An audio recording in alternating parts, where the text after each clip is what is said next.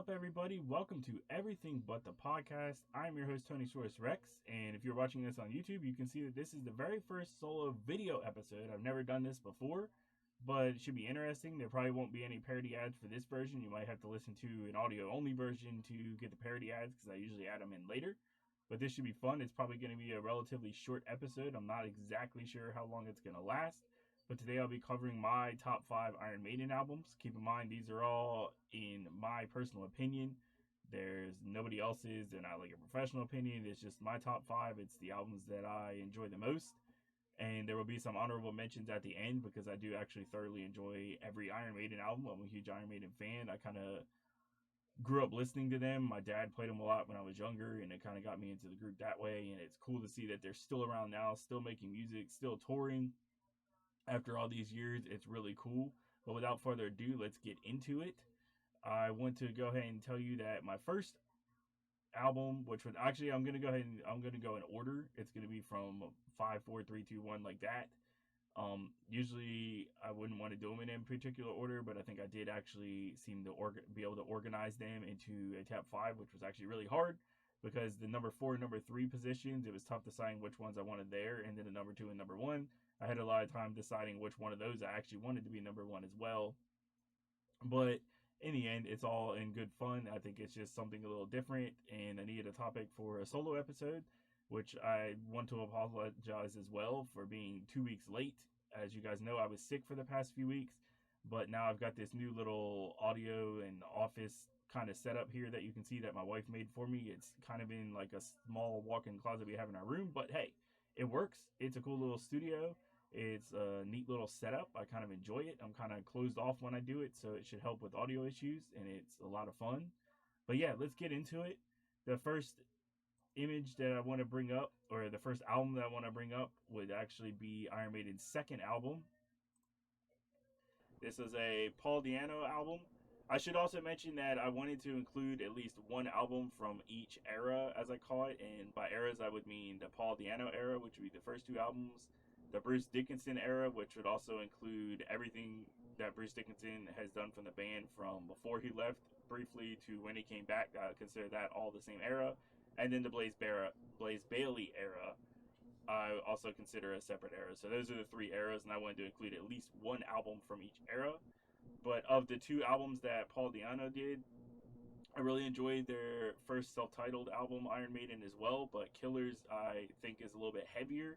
So I enjoy Killers a little bit more. It's got songs like Murders of the Rue Morgue, and obviously Killers, and a few other ones that are like really cool. I can't think of everything right off the top of my head for this album, which is why it's my number 5, but it's still cool. I think that each era of Iron Maiden, they all have their own sound, and I think each singer has their own style as well, and I think Paul Di'Anno's style was really cool. He was able to hit some of the higher notes and still deep notes as well, and it was really neat. So yeah, Killers is coming in at number 5. It's a great album, and it's kind of like a cool trip to go back into the past, into the early days of Iron Maiden, and check out albums like that. Like I said, I think Murders of the Rue Morgue, or Murders from the Rue Morgue, is my favorite song on the whole album. But I also thoroughly enjoy Killers, and I can't believe I forgot about Wrathchild. Wrathchild is also a really cool song on that album as well, and done really well. And my favorite thing about Iron Maiden has always been the lead solos, and this album has plenty of lead solos, and I do think it's just a little bit heavier than Iron Maiden's first self-titled album, which had a lot of like slower paces. I think this one's a little bit heavier, which is probably why I picked it over Iron Maiden.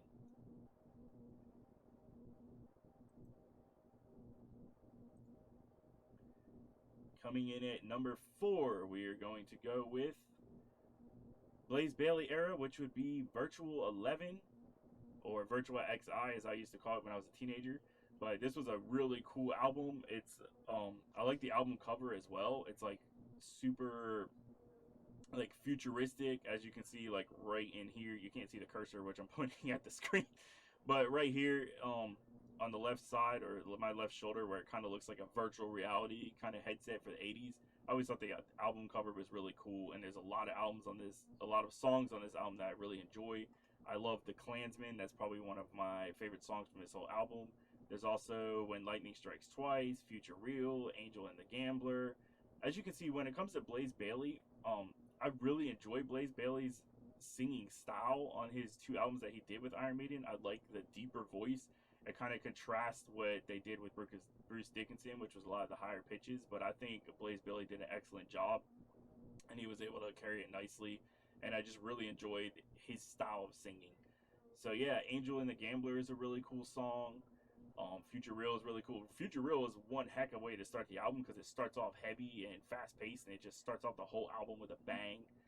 Then you've got a lot of other songs on there as well, like The Klansman, maybe Lightning Strikes Twice. You've also got Don't Look to the Eyes of a Stranger. And yeah, this album is just really well rounded. Those are the songs I can think of off the top of my head. I know there's also that Coma Estes Amigos or something like that, which is really cool too. It's kind of a slower pace, but it's a really cool one. And yeah, I think there's a few more songs on that album. I don't know why I keep saying albums instead of songs, but hey, I'm not used to this. I've never done a top 5 video before, so maybe if I do send it some in the future, they'll get better. But yeah, that's my number 4. That would be Virtual 11. It is a Blaze Bayley era album. So without further ado, let's go ahead and get into number 3. Number 3 is going to be Brave New World. Brave New World is when Bruce Dickinson had left the band, and basically right after Virtual 11 and Blaze Bayley left the band, then Bruce Dickinson had come back, and I'm pretty sure Brave New World was the album they did after Bruce Dickinson came back. I'm actually surprised I didn't put this higher on my list because I love this album. I love almost every song on this album, from Wicker Man to Ghost of the Navigator. I love Brave New World, Dream of Mirrors, The Nomad, Blood Brothers, Out of the Silent Planet. I mean, there's just so many hits on this album. It came out heavy. It showed that Bruce Dickinson had not lost whatever he had when he was in the band before, and that he could still hit every note. The guitars and everything with the lead solos and the heaviness of a lot of the songs and the style. It's a really good album. I love it all the way through. I think my favorite song on this album would have to be Dream of Mirrors. It's a really cool style song. And Brave New World is really cool too, is because it starts off slow and then kind of ends heavier. So I really enjoy that one. So with that being said, we're going to go ahead and get into my number 2 album. My number 2 album. Now, this was very hard. Actually, the number 3 and number 4 was very hard too, because there's 2 albums I really love, and it was tough deciding whether I wanted Virtual 11 or Brave New World in that slot. But this one was even harder. Trying to decide what I wanted to be as number 2 and number 1. I fought for it for like days. I had to listen to the albums again, because at some point I had my number 1 as my number 2, and then they got switched back around. So right now, my number 2 is another Blaze Bayley album, which would be X Factor. For the longest time, that was my number 1, because once again, I love Blaze Bayley's style. But this is also known as Iron Maiden's darkest album by a lot of people, and I agree. But it also has some really cool movie songs based off of some of my favorite movies, like Lord of the Flies. Classic kind of suspenseful horror movie where the kids get shipwrecked and stranded on the island. They're having to fend for themselves, and some of them basically go crazy. And yeah, it's a really cool song, and based off of that video, so I love the album because of that.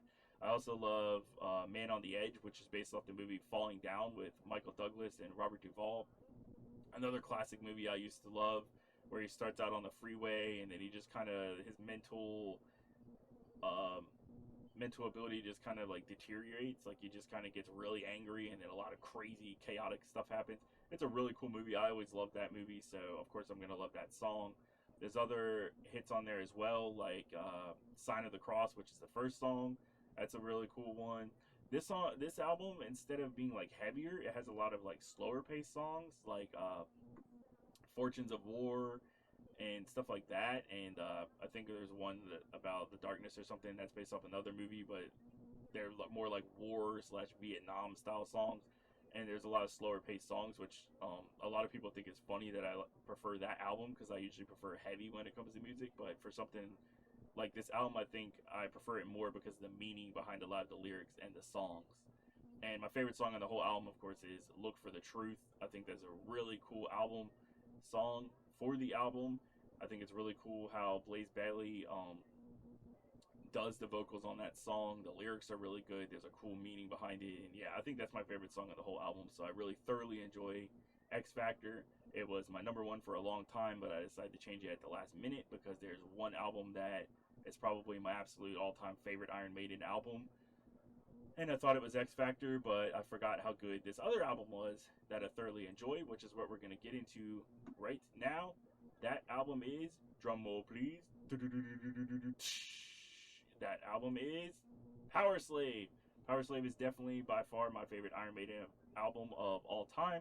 I love the album artwork on this as well. Let me see if I can kind of pull up to the side. There we go. Iron Eddie right there with the Egyptian pharaoh look. And this album is just amazing. I love, my favorite song on this album would be Flash of the Blade. I love the style of the rhythm and lead guitars on this, how they complement each other. I also love Rime of the Ancient Mariner, one of the final song on the album, which is also a really long song. But I love the multi-layers and the multi-textures to the song and how it kind of is almost like three different songs in one.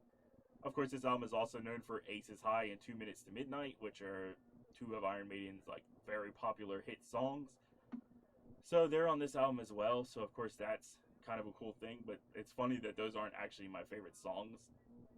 A lot of the less big hit songs are my favorites, except for Rime of the Ancient Mariner, which I think is a pretty popular song. But like Flash of the Blade, I love Flash of the Blade. I love Back to the Village, and I even love the Lost for Words, the instrumental on the album. And yeah, this is definitely a really well put together album. Awesome album art, cool concepts, cool songs. I always love when Iron Maiden does a song that tells a story, which would be like Rime of the Ancient Mariner. It kind of has a whole story for it, and that storytelling is what I always loved about Iron Maiden. The storytelling mixed with like the power and the rhythm of the metal and the lead solos and everything else, and it's just really cool. So there you have it, guys. That is my top 5. I thank you for watching this video. Maybe I will do some more in the future. I don't know. But if you're listening to the audio podcast version, thank you guys for listening. I don't know how long this video actually was or this audio actually was, but thanks again for listening, guys. I appreciate you. Until next time, stay Rexy, everybody. Okay, honorable mention. I almost forgot to add the honorable mention at the end, so I'm going to go ahead and do that here. My honorable mention for Iron Maiden albums, so I guess technically this would be like this made it if I did a number 6 album. So we're going to go ahead and throw that in here. That is Somewhere in Time. Well, this looks really cool. I like that. I like how the band is back there. Anyway, Somewhere in Time is another really cool album from the 80s era of Iron Maiden. It's a Bruce Dickinson era. It has a cool futuristic, like science fiction-y futuristic vibe. Like Caught Somewhere in Time. You've got Wasted Years. You've got The Loneliness of the Long Distance Runner. And some really cool like 80s futuristic style versions of songs, which is something I really enjoy with Iron Maiden. Like I said, I always enjoy the storytelling, and then like with the science fiction movie kind of vibe, I always enjoy those more than others. I know a lot of people are probably mad at me for not putting Number of the Beast as one of my favorite albums, and I don't know. Number of the Beast just isn't my favorite album. I mean, I might get hate for that because that's a lot of people's favorite album, but it's just not mine personally.